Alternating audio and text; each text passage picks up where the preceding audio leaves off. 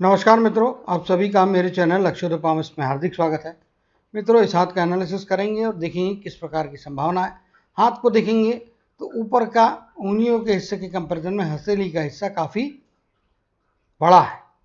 अंगूठे को आप देखने को जाएंगे तो अंगूठा भले ही पीछे की तरफ में जाके थोड़ा फोल्ड होके एक्चुअल स्ट्रेच तक नहीं गया, फिर भी ये अंगूठा जो अभी इस लेवल में दिखाई दे रहा है ये थोड़ा ऊपर की तरफ में जाएगा, तो ये इनके अच्छी बौद्धिक कार्य क्षमताओं की और बौद्धिक निर्णय लेने की क्षमताओं की तरफ में इंडिकेशन दे रहा है। अगर आप पर्सनालिटी देखेंगे तो हाईली एम्बिशियस व्यक्ति हैं। सूर्य की उंगली और गुरु की उंगली लगभग एक लंबाई की है, मगर गुरु की उंगली सूर्य की उंगली के कंपैरिजन में काफ़ी ज़्यादा मजबूत, यानी कि पर्सनालिटी के ऊपर में पूरी तरह गुरु यानी कि बृहस्पति देव बुद्धि के देवता का जो है वर्चस्व है। तो इनको जुपिटर से जुड़े हुए क्षेत्रों में काम करने में लाभ होगा। जुपिटर मतलब गुरु या बृहस्पति, इसको कि हम हिंदी में गुरु, चूँकि वो देवों के गुरु हैं इसलिए गुरु कहते हैं, लेकिन एक्चुअली उनका नाम बृहस्पति है। तो ये इनकी पर्सनालिटी को फायदे देगा। गुरु से जुड़े हुए क्षेत्र मतलब शिक्षण का क्षेत्र हो जाता है, आपके पॉलिटिक्स का क्षेत्र होता है, आपके अंदर में नेतृत्व के काफ़ी अच्छे गुण होते हैं। जहाँ पे बुद्धि लगती है, जैसे कि बैंकिंग का क्षेत्र हो गया, इंश्योरेंस का क्षेत्र हो गया, फिर आपके अकाउंटेंसी से रिलेटेड जो काम है, स्टोर्स या रिकॉर्ड कीपिंग से जुड़े हुए काम है, जहाँ पे कि बौद्धिक क्षमताओं का पूरा इस्तेमाल होता है, ज़रूरत होती है, वहाँ पे आपका जो है काम करना फ़ायदे का रहेगा। होटल इंडस्ट्री भी गुरु के आधिपत्य में ही आती है। चलिए आगे की तरफ में चलेंगे और देखेंगे कि जो है कम्युनिकेशन की उंगली क्या कहती है। कम्युनिकेशन की उंगली लगभग रिक्वायर्ड लेवल के आसपास तक में पहुंचती हुई, हाँ, स्कोप ऑफ इम्प्रूवमेंट निश्चित तौर पे थोड़ा बेहतर है। इसके लिए इनको क्या करना चाहिए, थोड़ा पेशेंस बढ़ाने की आवश्यकता यहाँ पे दिखाई दे रही है। सामने वाले की बात थोड़ी शांति से सुने, समझे और बात को समझने के पश्चात ही रिस्पॉन्ड करें। जल्दबाजी में रिप्लाई करना फायदे का नहीं रहेगा, तो जल्दबाजी से बचाएं। इत्मीनान से, शांति के साथ में, एक ठहराव के साथ में यदि आप बात करेंगे तो आपकी कम्युनिकेशन ज़्यादा इफेक्टिव और ज़्यादा बेहतर होगा। चलिए माउंट की तरफ में आते हैं और देखते हैं कि माउंट में किस प्रकार की संभावना इनके यहाँ पे छिपी है। चित्र को अब मैं नॉर्मल साइज का कर दूंगा। गुरु प्रधान व्यक्ति, गुरु के माउंट का फैलाव भी यहाँ पे काफ़ी अच्छा दिखाई दे रहा है। उभार की मात्रा भी अपने आप में अच्छी है, इसमें कोई दो मत नहीं है। जिस प्रकार से यहाँ पे ये गुरु का वलय बन रहा है, स्पिरिचुअलिटी लेवल्स इनका काफ़ी अच्छा होने के तरफ में इनको ले जा रहा है। इसी प्रकार से यहाँ से जिस प्रकार की रेखा है, ये वाली रेखाएं ऊपर जा रही है, इंडिकेट करती है कि लगभग यहाँ पे 15 वर्ष का पीरियड जीवन में महत्वपूर्ण बदलाव लाने के लिए अग्रसर होता हुआ दिखाई दे रहा है। यहाँ से ही फिर कुछ ना कुछ चीज़ें जीवन में अवश्य तौर पर चेंज हुई है। यहाँ पे शनि के माउंट को देखेंगे तो शनि का माउंट कुछ इस प्रकार से हाथ में बनता हुआ, और ये वाले भाग को आप देखेंगे तो उभार की मात्रा कुछ सूर्य की उंगली के नीचे में भी इसका उभार गया हुआ, और उभार दो पार्ट में यहाँ पे विभाजित होता हुआ दिखाई दे रहा है। इंडिकेट करता है कि निश्चित तौर पर सामान्य से थोड़ा बेहतर पर्वत है, इसको वीक या कमजोर नहीं कहा जा सकता। तो मेहनती तो व्यक्ति रहेंगे, इसमें कोई दो मत नहीं, और अपने मेहनत से ही आगे जाने के प्रयत्न करेंगे। इनके हाथ में आप देखेंगे तो ये पहचान पाना बहुत कठिन है इस कंडीशन में कि सूर्य और चंद्र। हालांकि मैं अपने अनुभव के आधार पर कह सकता हूँ कि ये वाला इनका जो है माउंट है, वो सूर्य का माउंट है, बहुत अच्छा माउंट है, अच्छा उभार और अच्छा मर्जिंग है, और बुध के माउंट के साथ में बहुत अच्छा कॉम्बिनेशन है। ऐसे व्यक्ति अपनी बौद्धिक क्षमताओं का इस्तेमाल करते हुए अपने जीवन में जो है, क्योंकि बुध जो होते हैं व्यवसाय के, प्रोफेशन के आपके द्योतक होते हैं, और सूर्यदेव सफलता प्रसिद्धि की कारक होते हैं। इनका कॉम्बिनेशन अपने आप में बहुत बेहतर और अच्छा यहाँ पे बनता हुआ दिखाई दे रहा है। निश्चित तौर पे बौद्धिक क्षमता का इस्तेमाल करते हुए अपने प्रोफेशन में सफल होने की पूरी काबिलियत इनको यहाँ पे मिलती हुई दिखाई दे रही है। मंगल का माउंट इंडिकेट करता है लॉन्ग टर्म के इन्वेस्टमेंट करें, शेयर मार्केट से दूर रहना चाहिए। पेशेंस आमतौर के आदमी जो होता है आम लेवल से बेहतर यहाँ पे रहेगा, एक्स्ट्रॉर्डनरी नहीं है लेकिन अच्छे पेशेंस के दर्जे को प्राप्त हो रहे हैं। यहाँ पे मंगल के ऋणात्मक क्षेत्र में आ जाएंगे, जिद्दीपन थोड़ा हावी हो सकता है, आक्रामकता थोड़ी हावी हो सकती है, उससे बचने की जरूरत है, क्योंकि शांति हमेशा आपको योग्य निर्णय और अच्छे सूझबूझ भरे निर्णय लेने में मददगार होती है। और जहाँ पे भी गुस्सा होता है वो आपके निर्णय में गलतियां करवाने की संभावनाओं की तरफ में इंडिकेशन देता है। तो यहाँ पे एग्रेशन और गुस्सा दोनों ही कुछ ज़्यादा मात्रा में दिखाई दे रहे हैं। बच के रहना चाहिए, संभाल के रहना चाहिए, और अपने गुस्से की मात्रा और आक्रामकता को थोड़ा कम करने से आपको बेहतर परिस्थितियां प्राप्त हो सकती है। सिक्के की दूसरी बाजू ये है, निडर व्यक्ति रहेंगे, बड़े से बड़ी रिस्क लेने की समय आता हो तो लेने को तैयार रहेंगे। कठिन से कठिन परिस्थिति हो, ना ये लड़खड़ाएंगे, ना ही ये डरेंगे, और ना ही ये दूसरे को लड़खड़ाने देंगे। पूरी हिम्मत के साथ में, परिस्थितियों के साथ में फाइट करने की काबिलियत यहाँ पे इनको मंगल के क्षेत्रों से मिलती हुई दिखाई दे रही है। अब इनके जो यहाँ पे चलेंगे वो आगे चल के देखेंगे। शुक्र का माउंट क्या कहता है? शुक्र का माउंट बताता है भाई इनको जन्म स्थान से दूर जाना चाहिए, और व्यक्तिगत तौर पे यदि आप देखेंगे तो परिवार के कम से कम एक सदस्य या दो सदस्यों के साथ में काफ़ी गहरे मतभेद हो सकते हैं। एक के साथ तो कंफर्म है कि बहुत ज़्यादा मतभेद गहरे होने वाले हैं, ट्यूनिंग अच्छी नहीं रहने वाली है, इसमें कोई दो मत यहाँ पे नहीं लग रहा। बाकी यदि देखेंगे तो परिवार का साथ, वाइफ का साथ, बच्चों का साथ आमतौर पे अच्छा सामाजिक जीवन यहाँ पे मिलता हुआ दिखाई दे रहा है। तो सामाजिक पारिवारिक जीवन आमतौर पे तो अच्छा रहेगा, लेकिन हाँ एक व्यक्ति के साथ, मतलब ये जरूरी नहीं है पत्नी के हिसाब से नहीं कह रहा हूँ, इसमें क्या होता है भाई बहन भांजे भतीजे इनके जो बच्चे होते हैं वो सारा मिला के जो आपका टोटल सगा वाला परिवार होता है, उसमें से कम एक व्यक्ति के साथ में आपके डीप डिफरेंस ऑफ ओपिनियन रहने वाले हैं। मतभेद मनभेद में कन्वर्ट होने का भी खतरा यहाँ पे बनता है। तो थोड़ा इस मामले में सतर्क और केयरफुल रहने की ज़रूरत यहाँ पे दिखाई दे रही है। चंद्र के क्षेत्र की तरफ में चलेंगे। एक बात और भी इंडिकेशन है, घर से यानी कि जन्म स्थान से, पैतृक स्थान से दूर रहना इनको फायदे की स्थितियां देगा। और मेरे हिसाब से लगभग जो यहाँ पे है पहली संभावना 35 के आसपास की एज में यहाँ पे बनी होगी, यूटिलाइज नहीं की होगी, क्योंकि यहाँ पे रेखा ऊपर जाने वाली बहुत वीक या कमज़ोर बन रही है।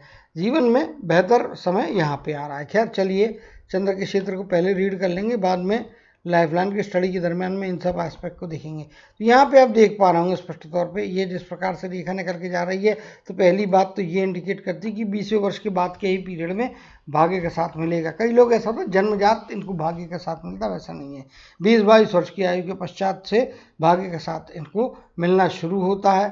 और यहाँ से आप देखेंगे तो ये इस हद तक, यानी कि मेरे अनुमान से 25वें वर्ष के आसपास का पीरियड है, यहाँ तक में उतना अच्छा साथ नहीं मिलेगा। 25 के बाद का पीरियड इनको फिर बेहतर जो है कर्म क्षेत्र में भाग्य के साथ अच्छा देता हुआ दिखाई दे रहा है। चंद्र के क्षेत्र में से निकलते हुए इनकी कर्म की रेखा तो इंडिकेट करती है कि जीवन में स्त्रियों का महत्व रहेगा। कुछ हद तक माँ का या परिवार की किसी स्त्री का सपोर्ट बचपन के बाल्यकाल में मिला होगा, जो इनके बचपन में डायरेक्शन, दिशा निर्धारित करेगा कैरियर की, क्या करना चाहिए क्या नहीं करना चाहिए। इनको बेहतर जो लालन पालन है वो किसी स्त्री के द्वारा जीवन में प्राप्त होता हुआ दिखाई दे रहा है। अब आप कहेंगे स्त्री के द्वारा मतलब सबके जीवन में होता है, लेकिन उसका प्रभाव आपके ऊपर में ज़्यादा बेहतर पड़ता हुआ दिखाई दे रहा है, और उस प्रभाव से आपके जीवन में ज़्यादा बेहतरी आती हुई दिखाई दे रही है। तो माताजी, पत्नी और फिर संतानों में लड़की, ये 3 लोग आपके लिए बहुत भाग्यशाली रहेंगे, और ये आपके जीवन में मुश्किलात को कम करने में आपके सहायक होंगे। इस बात को याद रखना चाहिए। कभी भी कहीं पे भी तकलीफ आती है तो अपने इन 3 व्यक्तियों में से जो आपके साथ उपलब्ध होगा उसके साथ में आप चर्चा अवश्य तौर पे करने से आपको लाभ की स्थितियाँ मिलेंगी। अब जो है लाइफलाइन की स्टडी करेंगे और देखेंगे किस प्रकार की संभावना यहाँ पे बन रही है। चलिए यहाँ पे देखेंगे तो ये जिस प्रकार की रेखा यहाँ पे जा रहा है और आगे जाके आपके ऐसी जो है आपके हृदय की रेखा की तरफ में जा रही है, तो ये लगभग 15 वर्ष के आसपास की आयु कह लीजिए, या 13-14 के आसपास की आयु। इस पीरियड में कोई ना कोई उपलब्धि आप अपने बौद्धिक स्तर से प्राप्त करते हुए दिखाई दे रहे हैं। लगभग 19 या 20वें वर्ष का पीरियड यहाँ से आपके मस्तक की रेखा निकल रही है, तो जीवन में ये यहाँ पे कोई ना कोई बदलाव लाती हुई दिखाई दे रही है। इधर में आप देखेंगे तो एक रेखा कुछ इस प्रकार से जा रही है। ये जो रेखा है ये आपके लाइफ में लगभग 25वें वर्ष के आसपास के पीरियड में किसी न किसी रुकावट का अंदेशा या रुकावट होने की तरफ में इशारा करते हुए दिखाई दे रही है। यहाँ पे से आप देखेंगे तो आगे लाइफलाइन जो है इसमें भी थोड़ा फॉगीनेस आ गया है। इसका मतलब इस पीरियड के दरमियान में कुछ मानसिक और मानसिक तौर पे कन्फ्यूजन्स की स्थितियाँ रही हैं, क्या करना है क्या नहीं करना है, कुछ तनाव या दबाव अवश्य तौर पे जीवन में रहे हैं। रास्ता यहाँ पे थोड़ा धुंधला हो गया है, गति प्रोग्रेस की थोड़ी यहाँ पे जो है हैम्पर होती हुई दिखाई दे रही है। आगे जाने के बाद यदि आप देखेंगे तो ये आपको थोड़ी बहुत स्टेबिलिटी देगा। यहाँ पे क्लियरिटी वो आपके जीवन में 38 की उम्र के बाद से आपकी लाइफलाइन ज़्यादा बेहतर होती हुई दिखाई दे रही है। ये एक बात हो गई। दूसरी चीज़ यहाँ पे आप देखेंगे तो ये एक रेखा अपॉर्चुनिटी की बन रही है, हालांकि काफ़ी मेहनत करके यहाँ पे पकड़ना पड़ेगी। और ये आपको यदि देखेंगे तो लगभग 41 साढ़े 41 के आसपास की एज है। इसके लिए हालांकि आप प्रयत्न काफ़ी पहले से कर रहे होंगे। ये अपॉर्चुनिटी उपलब्धि ग्रैब करने के लिए आपकी लगभग साल भर की तो मेहनत आप मान के चलिएगा कम से कम यहाँ पे दिखाई दे रहा है। ये अगर 49 या 49 गलत बोल गया, 41 या 40.5 के बाद का पीरियड है जहाँ पे कि आपको नौकरी लगने की, आपके जीवन में प्रोफेशनल शुरुआत होने की, बेहतरी की तरफ में जाते हुए यहाँ पे दिखाई दे रहे हैं। इसके पहले का पीरियड यहाँ पे आप देख पा रहे होंगे तो मे भी 33 के आसपास का पीरियड है। यहाँ पे आपको किसी न किसी बड़े सेटबैक का सामना करना पड़ा होगा। इसी प्रकार से यहाँ पे आप जो है लगभग 24 या 25 की एज का पीरियड है, यहाँ पे भी सेटबैक का सामना होता हुआ दिखाई दे रहा है। यहाँ पे आर्थिक क्रंच भी आने का संभावना यहाँ पे दिखाई दे रहा है। 33 कह लीजिए या 25 के आसपास, 24-25 के आसपास की एज यहाँ पे तकलीफ है। इसी प्रकार से यहाँ पे आप देखेंगे तो 35 के आसपास की एज में भी आप ये जो एक हल्का इंप्रेशन बना है, यहाँ पे भी कुछ प्रोग्रेस हैम्पर होके आपके जो है पैसे की आवक में यहाँ पे कमियाँ आई होगी या स्टेगनेशन आ गया होगा। चलिए, ये जो एज है आपकी 41.5 का, यहाँ पे रेखा आपको मेहनत करके पकड़ना पड़ेगी। रेखा तो है और एकदम खराब भी नहीं है ऐसा भी नहीं बोल सकता, और एक्स्ट्राऑर्डिनरी भी नहीं है ऐसा भी नहीं बोल सकता, एवरेज लेवल से थोड़ी बेहतर है। तो निश्चित तौर पे ये आपके जीवन में ज़्यादा फायदे कराते हुए दिखाई दे रही है। इसके ठीक आगे के पीरियड में आप देखेंगे तो यहाँ पे थोड़े तनाव या दबाव की स्थितियाँ आ रही है, और मे भी आपके यदि ये 43 यहाँ पे 43-44 के पीरियड में तनाव या दबाव तो आ रहा है, लेकिन इससे नुकसान नहीं हो रहा है, कोई भी रुकावट आके नुकसान नहीं हो रहा। क्योंकि ये अगर ये इस प्रकार से कोई रेखा यदि काट के आर पार होती रहती तो ऐसा नहीं है। जब यहाँ पे आपका कोई इंप्रेशन, ये वाले इंप्रेशन को आप देखेंगे तो ये इंप्रेशन आपके लाइफलाइन को टच कर रहा है, और ये एज को आप पकड़ेंगे तो मे बी 44 के आसपास का पीरियड, आप कह सकते हैं 43-44 का पीरियड, 6 महीने आप आगे पीछे पकड़ सकते हैं इसके। 43.5 या 44 को सेंटर में लेके 43.5 का पीरियड से आगे लगभग 7-1.5 साल का पीरियड तनाव तो दे रहा है, इसमें कोई दो मत नहीं है, लेकिन आपको कोई नुकसान नहीं कर रहा है, यानी कि परिस्थितियाँ यथास्थिति बनी रहेंगी। यहाँ पे फिर अगली रेखा यहाँ से निकल के जा रही है, मे बी 49 की एज का पीरियड है। यहाँ पे एक के पीछे या एक बंच में लग के एक जो है 2 अपॉर्चुनिटी या 2 उपलब्धियाँ मिलती हुई दिखाई दे रही है। एक उपलब्धि थोड़ी बड़ी रहेगी जो आपको काफ़ी अच्छी सांत्वना के साथ साथ में अच्छी सफलता, अच्छी प्रसिद्धि और पैसा, इवन आपकी यहाँ पे यदि आप देखेंगे पहले की जो अपॉर्चुनिटी 41 के आसपास, तो यहाँ पे भी निश्चित तौर 41-42 इस पीरियड में भी पैसे की आवक या उसमें कुछ बढ़ोतरी या कुछ ना कुछ फ़ायदा, फाइनेंशियल गेन होता हुआ दिखाई दे रहा है। ठीक उसी प्रकार की स्थितियाँ यहाँ पे 49 की एज में भी मिलती हुई दिखाई दे रही है। आगे की एज में जाएंगे तो आगे में आप देख पा रहे होंगे तो लगभग ये वाला पीरियड है यहाँ पे 57 या 58 की एज, 57 की एज कहना ठीक है। इस एज के दरम्यान में कुछ तनाव या दबाव, इमोशनल सेटबैक की संभावना यहाँ पे दिखाई दे रही है। तो 59 और 60 के बीच का काल है। यहाँ पे एक बार फिर से आपको पैसे के साथ साथ में किसी न किसी सफलता की और कुछ ना कुछ प्राप्तियों की संभावना दिखाई दे रही है। तो अभी का जो टाइम है उसके मुताबिक मेरे हिसाब से जो है आगे 49 का पीरियड और लगभग 59 का पीरियड, इन दो एजेस में 2 उपलब्धियाँ मिलेंगी। इसका ये मतलब है कि बीच का एज नहीं, बीच का एज में उपलब्धियां प्राप्त करने की संभावना है तो बना सकते हैं आप अपने प्रयत्नों से, लेकिन जो ऊपर वाले की तरफ से आपको जो मिल रहा है, जो भाग्य का साथ की तरफ से मिल रहा है, वो इन 2 मौके आने वाले समय में आपको फ़ायदा करा रहे हैं। और जो अभी आपकी एज है जिसमें आपको लगता है कि तनाव या दबाव की स्थितियाँ, तो तनाव या दबाव की स्थितियाँ हैं, लेकिन इससे फिजिकल कोई भी नुकसान नहीं होगा। जो आपका प्रश्न है उसका ही उत्तर देने का यहाँ पे प्रयास मैंने स्पष्ट तौर पे किया है। तो उसके कारण में आपको नुकसान नहीं होगा, यहाँ पे फिजिकल कोई भी नुकसान नहीं है। और हाँ, मेरे हिसाब से मे बी 49-50 का पीरियड जो है, या अभी का जो है एज के मुताबिक आप पकड़ लेंगे, तो तनावग्रस्त स्थितियाँ जो हैं यहाँ पे, ये स्थितियों को ले ले तो 45 या 46 का पीरियड है। इस पीरियड के बाद में आपको जो है स्थान का परिवर्तन में भी आपको करने की ज़रूरत पड़ सकती है, क्योंकि ये वाली यहाँ पे है तो ये लगभग 42 है, तो ये 44 है। 44-45 के आसपास का पीरियड आपको जो है स्थान का परिवर्तन कराएगा। स्थान का परिवर्तन कराने के साथ साथ में आपको फायदे कराएगा, क्योंकि आपकी जीवन की रेखा आगे जा रही है, फिर आपको जन्म स्थान की तरफ में नहीं ला रही है। जन्म स्थान छूटने का पहला मौका तो मेरे हिसाब से लगभग आपके जीवन में 25-26 की आयु में आया है। दूसरा मौका अराउंड 35 की एज में आया है। तीसरा मौका अभी आने वाला 45-46 की एज का पीरियड है।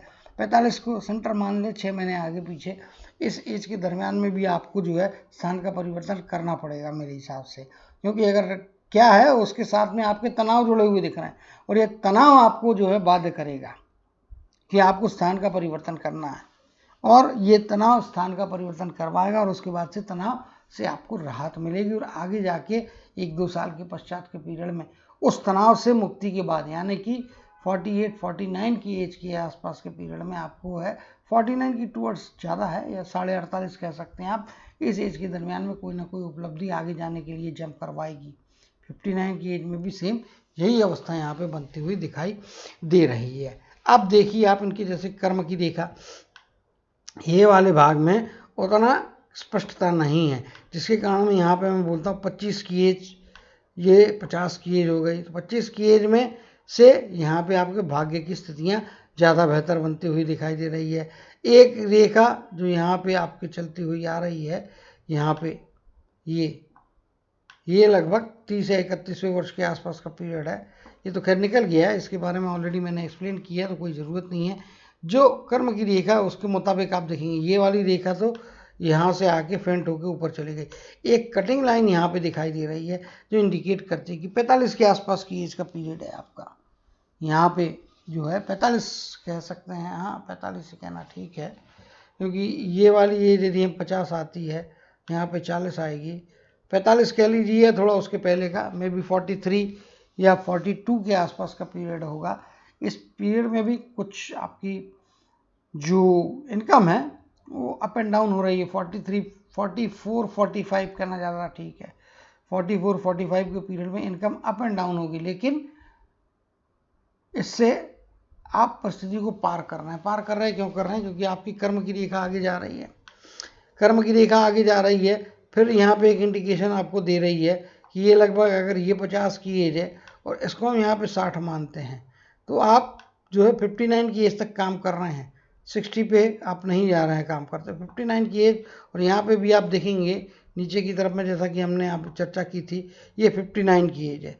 इस एज में पैसा मिल जाएगा। इसका मतलब 59 की एज में आप रिटायरमेंट की तरफ में जा रहे हैं, आप काम आगे नहीं कर रहे हैं, 60 की एज तक नहीं जाएंगे, मतलब BRS की संभावनाएं यहाँ पे बनती हुई दिखाई दे रही है। टर्मिनेशन नहीं होगा। टर्मिनेशन इसलिए नहीं होगा, टर्मिनेशन होगा तो फिर उस केस में क्या होता है, अगर बाय मिस्टेक यदि टर्मिनेशन आता है किसी की लाइफ में, एग्जाम्पल के लिए बता रहा हूँ, जो दूसरे लोग देख रहे हैं नॉलेज के लिए, टर्मिनेशन आने की संभावना रहती है, तो उसमें यदि आपके, ये चिन्ह में हटा देता हूँ,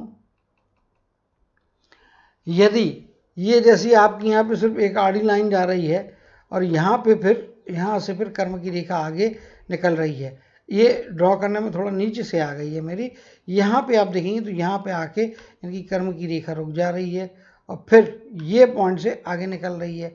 अब ये 60 की एज यदि हम मानते हैं तो उसके मुताबिक ये 59 की एज है। यहाँ पे आपका 1 साल के लिए पैसा नहीं आएगा, यानी कि सेटलमेंट होके चीज़ें पेंशन वेंशन चालू होने में साल 6 महीने का पीरियड जाने वाला है।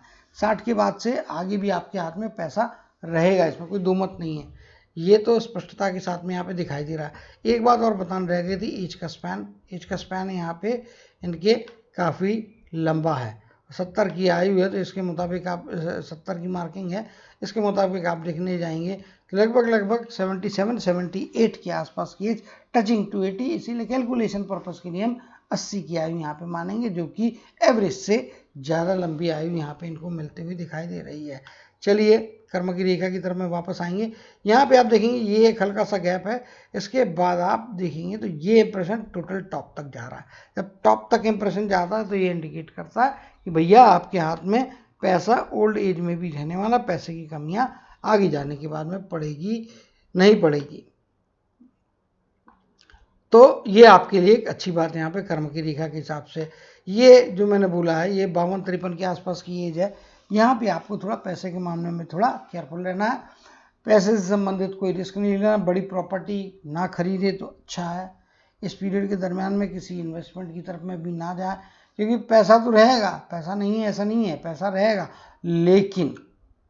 लेकिन यहाँ पे पैसा फंसने का या नुकसान होने का अंदेशा बनता है। तो ना किसी को उधार देना है, ना किसी से उधार लेना है, ना किसी प्रकार की प्रॉपर्टी या बड़े इन्वेस्टमेंट की तरफ में जाना है, ना ही किसी और अन्य प्रकार से अपने पैसा खर्चा करने की तरफ में जाना है। एडिशनल मनी, एक्सेसिव मनी की तरफ मैं बात कर रहा हूँ। जो रूटीन खर्चे वो करने के लिए मना नहीं कर रहा हूँ, वो तो करना ही पड़ेंगे। जिंदा रहना है, परिवार रहता है तो करना तो पड़ेगा ना खर्चा, वो खर्चा आवश्यक है। जो एडिशनल दिल को सुकून देने वाला अनावश्यक खर्चा होता है, कभी कभी नॉन प्रोडक्टिव, कभी प्रोडक्टिव खर्चा, लेकिन बड़ा खर्चा, वो करने से आपको ये 12 महीने का पीरियड है, 52 के आसपास की एज, इन पीरियड में संभाल के रहना है। 52 की एज बोला हूँ तो 6 महीने आगे 6 महीने पीछे 51.5 से 52.5 के पीरियड में सतर्क रहें और किसी भी बड़े रिस्क की तरफ में ना जाएं। चलिए सूर्य के क्षेत्र की तरफ में आएंगे। ओल्डर एज में जाने के बाद में सूर्य का क्षेत्र इफेक्टिव हो रहा है। मोस्ट ऑफ द टाइम जितना करोगे, जितना पाओगे, उतना ही पाओगे। कर्म के हिसाब से ही आपको इनकम होते हुई दिखाई दे रही है। भाग्य का एक्स्ट्रा साथ 10%, 15% एक्स्ट्रा जो दिलाता है वह 10, 20, 25 रुपये एक्स्ट्रा नहीं है, यानी कि जितना मेहनत उतनी प्राप्तियां। ओल्ड एज में जाने के बाद में जहाँ सूर्य की रेखा इफेक्टिव होगी वो 60 के बाद का एज है, बहुत मजबूत सूर्य की रेखा नहीं है। अगर इनकी बात करेंगे, हाथ की बात करेंगे, चंद्र को मैं हटा देता हूँ तो आप खुद भी देख सकते हैं ये इंप्रेशन ज़्यादा है और रेखा कम है। और यहाँ से भी आप देखेंगे तो कुछ इस प्रकार के इंप्रेशन है, और रेखा जिसको कह सकते हैं केवल इतने भाग में नीचे का पार्ट है, इंप्रेशन है। इसके कारण मैं कह सकता हूँ कि जो एक्स्ट्रा साथ होता है, क्रीम जो होती है, सूर्य की क्रीम, वो इनको नहीं मिल रही है। जितनी मेहनत करेंगे उस हिसाब से ही रिटर्न्स में प्राप्त करते हुए दिखाई दे रहे हैं। चलिए अब जो है इनके हृदय रेखा की बात करते हैं कि हृदय की रेखा क्या बता रही है।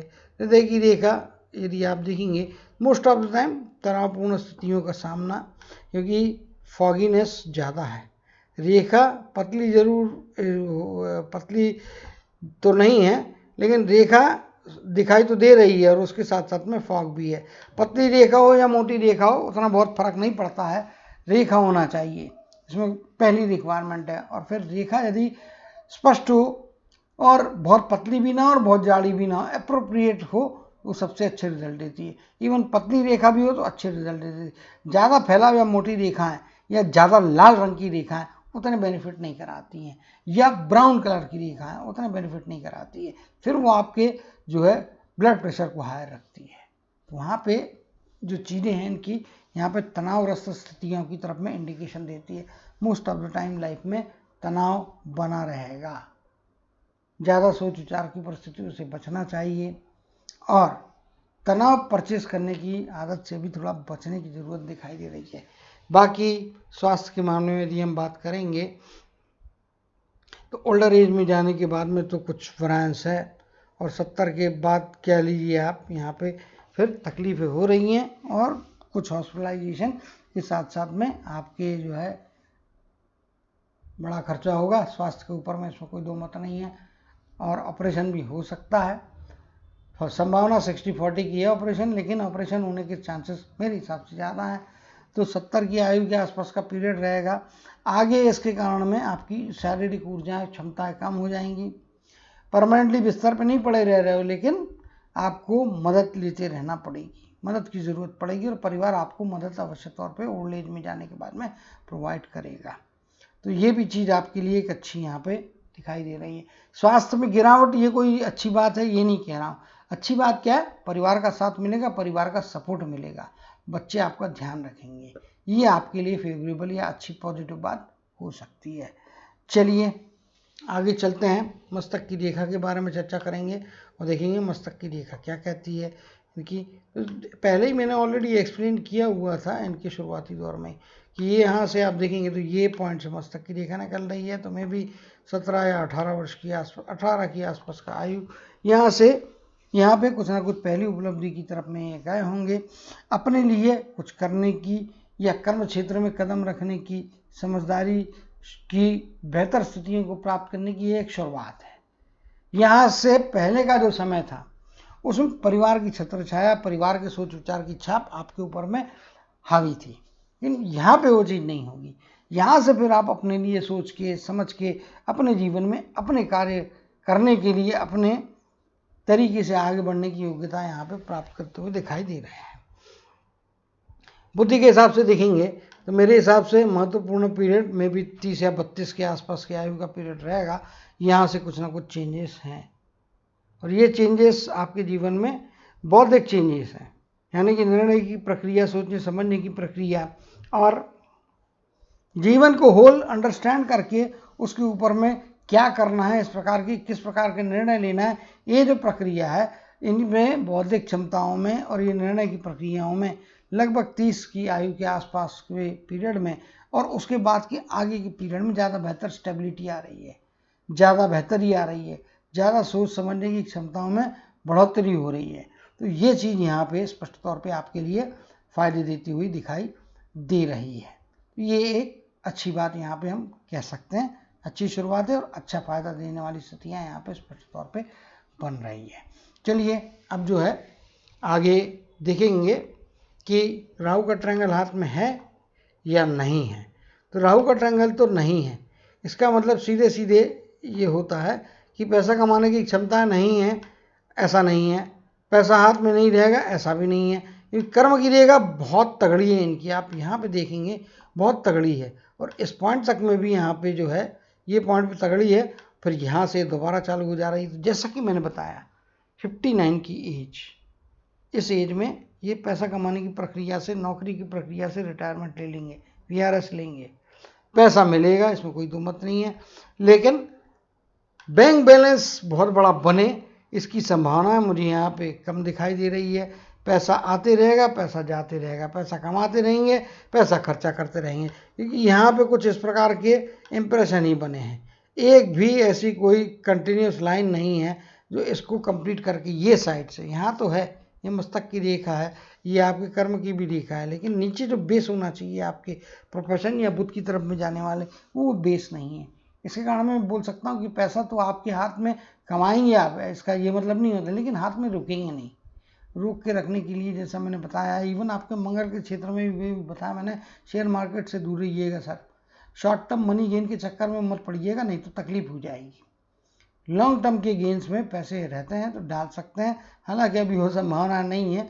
आगे आने वाली एज जो रहेगी मेरे हिसाब से 48-49 के बाद का पीरियड, वो इनको ये भी चीज़ें, ये अवसर भी यहाँ पे प्रदान करेगा। अभी तो थोड़े तनाव दबाव का टाइम है, बट इस तनाव दबाव के अंदर में नुकसान की संभावना ना के बराबर है। कम से कम मेरी जो रीडिंग है उसके मुताबिक इस समय नुकसान की संभावना यहाँ पे नहीं दिखाई दे रही है। तो उम्मीद करता हूँ कि जो जो समय मैंने इनके लिए बताया है शनि रेखा की स्टडी के दरमियान, कि जहाँ पे पैसे की रिस्क नहीं लेना है, लोन नहीं लेना है, ना लोन देना है, किसी प्रॉपर्टी या बड़े खर्चे की तरफ में नहीं जाना है, इनमें पैसा फंस जाएगा। आप कुछ भी बड़े खर्चे का या कुछ भी बड़ा स्टेप लेने को जाएंगे तो वहाँ पे नुकसान का सामना होगा। उससे अच्छा है कि इस पीरियड में जो भी वो 2-3 एजेस मैंने बताई हैं, 45 के आसपास का पीरियड, फिर आपके लगभग 52 के आसपास का पीरियड, 52-53 के आसपास, 52 के आसपास का पीरियड, फिर 59 से 60 का पीरियड, यहाँ पे रिस्क नहीं लेना है। पैसा तो आएगा लेकिन पैसे को संभाल के रखना है, पैसे के मामले में कोई जोखिम नहीं लेना। जोखिम लेंगे नुकसान होएगा, नहीं लेंगे तो भी नुकसान की संभावना बनेगी। तो इसीलिए केयरफुल रहें। खासतौर पे 59 की एज जो है वहाँ की बात कर रहा हूँ कि वहाँ पे आपके फाइनेंस में रुकावट है। साल 6 महीने का पीरियड ऐसा है जहाँ पे VRS लेने के बाद में भी आपकी अगली इनकम शुरू होने में थोड़ा डिले हो रहा है, थोड़ा गैप आ रहा है, और फिर 60 की एज से फिर से आपके जीवन में चीज़ें उसी रफ्तार क्या बेहतर रफ्तार से पड़ रही है, यानी कि पैसा ज़्यादा अच्छे ढंग से आप हैंडल करेंगे और उसको बढ़ाने का भी प्रयत्न करेंगे। तो आशा करता हूँ कि ये सब बातों को याद रखेंगे, अपने जीवन में अच्छे पारिवारिक सुख को, अच्छे सामाजिक सुख को एंजॉय करेंगे। और धन के मामले में जब भी जितना भी रोटेशन के लिए जो धन लगता है उसको बहुत अच्छे से, आराम से, सुविधाजनक तरीके से प्राप्त करते हुए, कमाते हुए अपने धन की परिस्थितियों को निरंतर सुधार करने की तरफ में अग्रसर रहेंगे और अपने जीवन में अच्छी सफलताओं के साथ साथ में प्रसिद्धि को भी प्राप्त करेंगे। इसी कामना और आशीर्वाद के साथ जय श्री कृष्ण, जय जय श्रीदेव कहते हुए इनके हाथ के एनालिसिस को समाप्त करते हुए आपसे विदा लेता हूँ।